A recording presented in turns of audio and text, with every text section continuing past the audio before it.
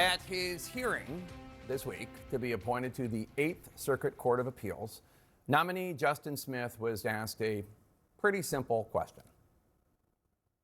Will you acknowledge that President Trump lost the 2020 election to Joe Biden?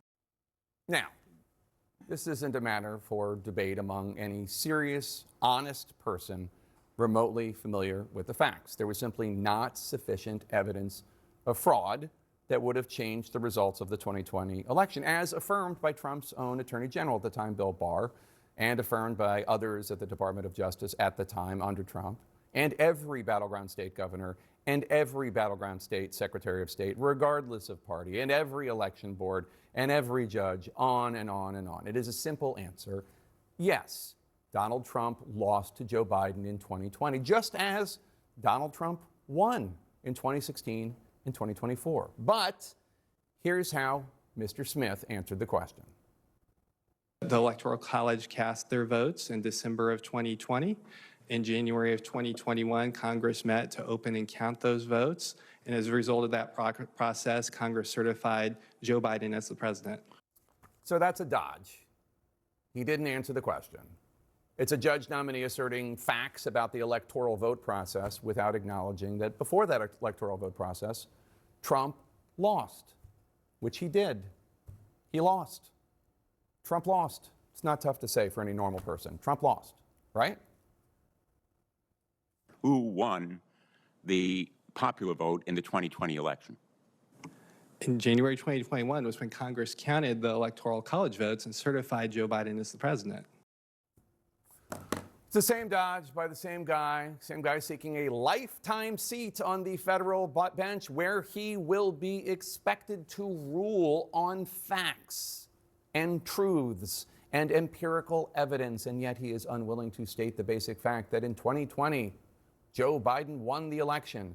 Donald Trump lost the election. But I don't mean to pick on just one Trump judicial nominee. This is obviously some sort of affliction. Who won the popular vote in 2020? Senator, in 2020, President Biden was certified and served 4 years as president. Joe Biden was certified the winner of the 2020 election and served 4 years. President Biden was certified the winner and served 4 years. Mr. Wolf? Same answer, Senator.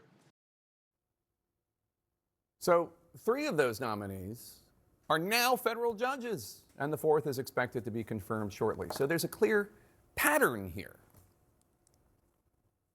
Who won the 2020 election?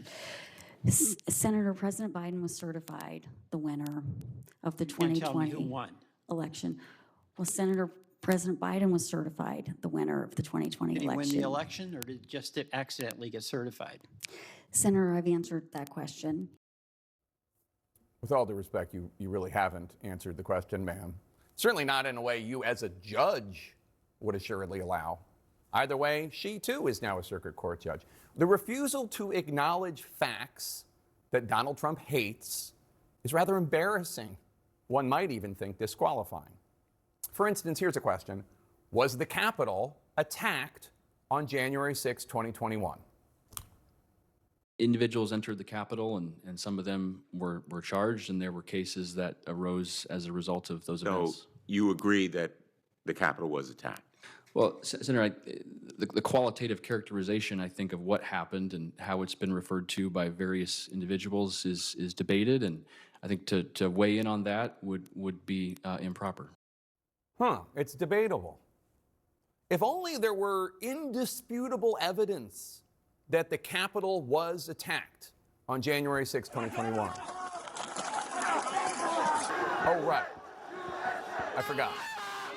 There are hours and hours of incontrovertible proof that the Capitol, and in fact, Capitol police officers, were attacked on January 6, 2021. It is actually not a matter for debate. Another nominee asked the same question, answered, quote, "I was not present at the U.S. Capitol at the time. I do not have personal knowledge of the details," unquote. You know what? I'm not on the surface of the sun right now, but I'd venture to say it's pretty hot there. There's a name for those last 2 nominees, Your Honor. Justin Olson, Maria Lanahan, district judges in Indiana, Missouri, respectively now. All of these folks They either believe these deranged lies or they are, in a cowardly fashion, refusing to acknowledge facts that have been adjudicated in numerous rulings by their peers on the federal bench.